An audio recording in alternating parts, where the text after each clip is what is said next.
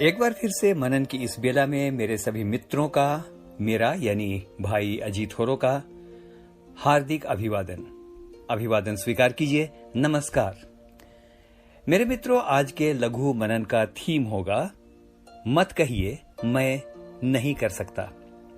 Never say that I can not do. और आज के मनन के लिए जो पद मैंने चुना है वो पाया जाता है नीति वचन, उसका 18वां अध्याय और उसका 21वां पद। और वचन यहां इस प्रकार से कहता है, ध्यान से सुनिए। जीभ के वश में मृत्यु और जीवन दोनों होते हैं, और जो उसे काम में लाना जानता है वह उसका फल भोगेगा। मित्र, आइए आज के लघु मनन में चलें। इस समय आपको एक विशेष बात कहना चाहता हूं, ध्यान से सुनिएगा कि हमारा मुंह से कुछ भी कहना बहुत अधिक महत्व रखता है। आई विल रिपीट दिस, हमारा मुंह से कुछ भी कहना बहुत अधिक महत्व रखता है, क्योंकि परमेश्वर की संतान होने के नाते ये बहुत ही महत्वपूर्ण हो जाता है। हमें याद रखना चाहिए कि परमेश्वर ने कहा और हो गया। और वचन ये कहता है कि जिन्होंने उसे ग्रहण किया उसने उन्हें अपनी संतान होने का अधिकार दिया। तो जिस प्रकार से हमारे पिता ने कहा और हो गया, उसी प्रकार से हम भी उसकी संतान होने के नाते यदि कुछ कहेंगे तो उसके होने की संभावनाएं बहुत ज्यादा हैं। इसलिए बहुत सोच समझकर कुछ कहें।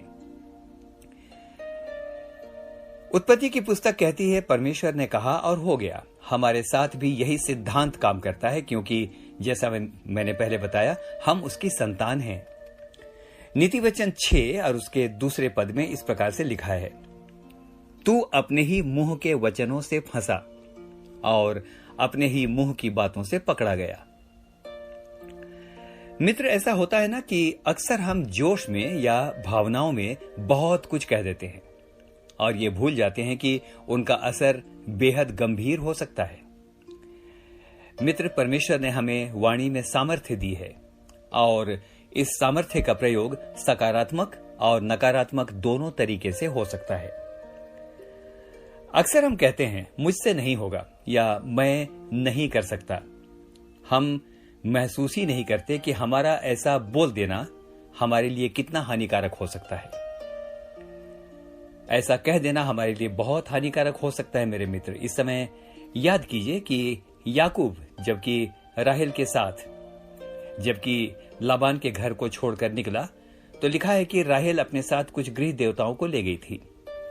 लाबान ने उनका पीछा किया और जब वो उनके तंबू में पहुंचा तो उस समय उसने याकूब पर यह आरोप लगाया कि मेरे गृह देवताओं को तुमने चुराया है। और तब उस समय याकूब ने कहा था, यहोवा के जीवन की सौगंध, यदि किसी ने ऐसा किया है तो वो नहीं बचेगा। अब मेरे प्रियो, हम परमेश्वर के वचन के द्वारा जानते हैं कि राहेल की बेतलेहम के मार्ग में ही, बेतलेहम पहुंचने से पहले ही मृत्यु हो गई।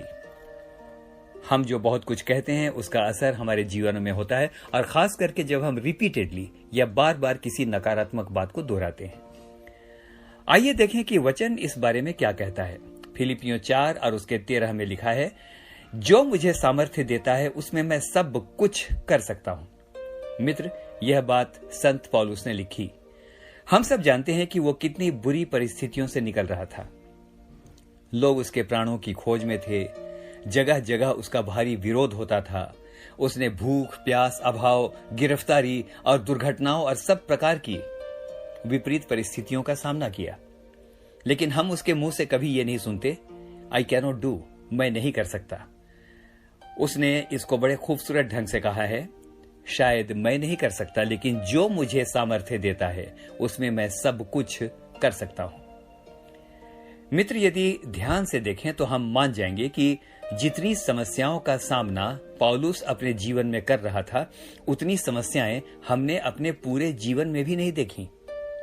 लेकिन उसने बड़े विश्वास के साथ कहा, मैं प्रभु में सब कुछ कर सकता हूं। यह सत्य है मित्र कि हम अपने आप कुछ नहीं कर सकते, लेकिन क्यों ना इस मनन की बेला में आज के दिन से हम विश्वास के साथ इस बात की घोषणा करें कि प्रभु, मैं भी आप में होकर सब कुछ कर सकता हूं। मेरे मित्र, इतने भारी विरोध के बावजूद पौलुस ने वो कर दिखाया जो असंभव था। उसके द्वारा पूरे एशिया और यूरोप में जगह जगह कलीसियाओं की स्थापना हुई और लगभग उसने 12 पत्रियां लिखी जो मसीही जगत की आधारशिला है। आज हम कह सकते हैं कि पौलुस नए नियम में वही है जो पुराने नियम में मूसा है। एक और बड़ी दिलचस्प बात, क्या आपको पता है कि पौलुस ने अपनी अधिकांश पत्रियां कहां से लिखी? तो आपको बता दूं, उसने अधिकांश पत्रियां जेल खानों से लिखी हैं। मेरे मित्र, ऐसी विपरीत परिस्थितियों में जबकि वो कह सकता है वो जो मुझे सामर्थ्य देता है उसमें मैं सब कुछ कर सकता हूं, तो आइए आज की इस मनन की बेला में हम भी कहें अपने हाथों को, इस समय जबकि मनन को हम सुन रहे हैं, हाथों को उठा करके इस बात की घोषणा करें कि प्रभु, मैं निर्बल हूं लेकिन तू बलवान है और तुझ में होकर मैं सब कुछ कर सकता हूं। और मैं विश्वास करता हूं कि जब हम ऐसा कहेंगे तो यीशु हमसे वही कहेगा जो उसने उस अंधे व्यक्ति के लिए कहा कि तुम्हारे विश्वास के मुताबिक तुम्हारे लिए हो जाए। हम में से हर एक को परमेश्वर आशीष दे। आइए छोटी सी प्रार्थना। प्यारे प्रभु जी, आपका धन्यवाद करते हैं इस समय, और सबसे पहले पश्चातापी मन के साथ आपके सन्मुख आते हैं कि बहुत बार अपने आप को ही हम नकारात्मक ढंग से आंकते हैं, अपने बारे में हम नकारात्मक बातें कहते हैं। हम कहते हैं हमसे नहीं होगा, हम कहते हैं हम तुच्छ हैं, हम कहते हैं हम कमजोर हैं। लेकिन प्यारे प्रभु जी, आज के दिन हम में से हर एक को यह सामर्थ्य देना कि जिस प्रकार से संत पौलुस ने कहा, वो जो मुझे सामर्थ्य देता है उसमें मैं सब कुछ कर सकता हूं। तो आज हम भी कहना चाहते हैं कि एक बार फिर से मैं प्रभु यीशु मसीह के नाम पर उठूंगा और एक बार फिर से कहूंगा, यीशु, मैं तुझ में सब कुछ कर सकता हूं। मित्र, आपको परमेश्वर बहुतायत के साथ आशीष दे। आमीन और फिर से आमीन।